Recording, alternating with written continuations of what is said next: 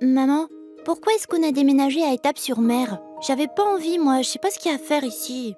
Mais enfin, Emma, on en a déjà parlé. C'est parce que je travaille à la mairie maintenant. Et je t'assure qu'il y a plein de choses à faire ici. Par exemple, Étaples fait partie du parc naturel marin des estuaires Picard et de la mer d'Opale. Ah bon? C'est quoi le parc naturel marin truc? Le parc naturel marin des estuaires Picard et de la mer d'Opale. C'est une aire marine protégée. Et c'est grand ce parc? Oh oui, c'est très grand même. Il fait 2300 km². On pourrait rentrer 22 fois Paris dans cette surface. Oh là là, ça fait beaucoup de kilomètres! Oh ça oui. Il va d'Ambleteuse en passant par Étaples jusqu'au Tréport. Il s'étend sur 3 départements et 2 régions. 7 fleuves s'y jettent. Et puis il y a aussi des eaux très riches qui longent la côte, poussées par les courants marins. Cette aire marine est précieuse. C'est pour ça qu'on met tout en œuvre pour la protéger.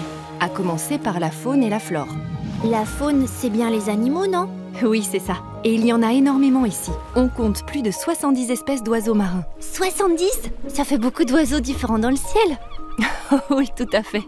On trouve des plongeons arctiques, des sternes, des fous de bassin. Et dans l'eau, il y a aussi plein d'animaux? Des tas. En plongeant, on peut voir une centaine d'espèces de poissons comme des sols, des bars, des cabillots et même des hippocampes.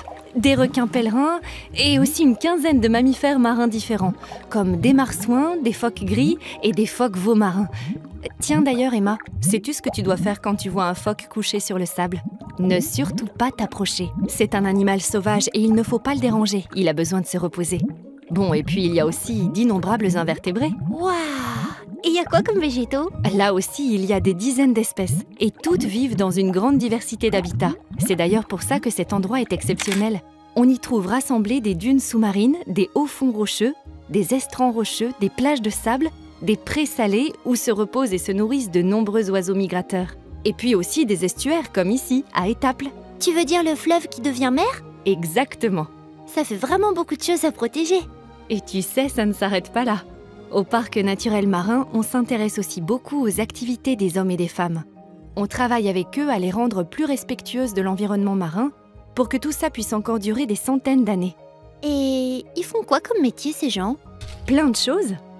Certains travaillent dans des activités industrielles, d'autres dans la pêche et d'autres dans les ports ou les transports. Des transports comme le voilier de papa? Non, ça, il le fait pour le plaisir, ma petite Emma. Mais avec des gens comme papa, on réfléchit ensemble pour que les loisirs aussi respectent l'environnement. Et il y en a beaucoup par ici? Oh oui, des dizaines, et qui ont toutes besoin d'un milieu marin en bon état et doivent se partager l'espace sans l'abîmer. Il y a le kitesurf, le stand-up paddle, le kayak, la plongée, le char à voile, le cerf-volant, le parapente, la randonnée à cheval ou à pied. Et la pêche aussi, maman? Bien sûr. Et tu sais, tu ne peux pas pêcher toutes les moules que tu veux et où tu en as envie. Il y a des règles. Et elles sont là pour te permettre de pêcher encore longtemps et en toute sécurité. Il faut bien te renseigner avant d'aller à moule, comme on dit ici. La pêche à pied fait d'ailleurs aussi partie de l'histoire et de la culture de la mer. Et un autre but d'un parc marin, c'est justement de les mettre en valeur. Un autre exemple, ce sont les épaves sous-marines. Mais maman, je savais pas qu'il y avait des bateaux au fond de la mer. Eh bien si, on en compte environ 70 dans le parc.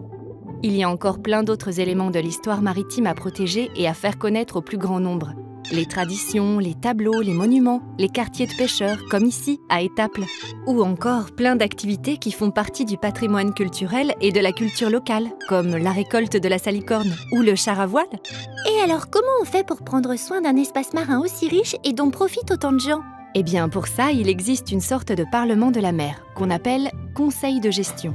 Ce sont 60 personnes qui ont toutes des métiers très différents et se réunissent pour protéger le milieu marin ensemble. Quoi comme métier, par exemple? Eh bien déjà, il y a moi qui travaille à la mairie. Et puis il y a aussi des pêcheurs, des associations de protection de l'environnement, des experts scientifiques, des représentants de l'industrie et du tourisme, ou encore des usagers de loisirs. Ah ouais, ça fait beaucoup. Vous faites quoi dans le conseil de gestion? Eh bien, on prend des décisions pour mieux connaître la mer, pour la protéger, et puis aussi pour aider tous ceux qui l'utilisent, que ce soit pour leur métier ou pour s'amuser, à le faire de façon responsable. Comme ça, ils pourront continuer encore longtemps. C'est ce qu'on appelle le développement durable. Ah oui, d'accord, j'ai compris.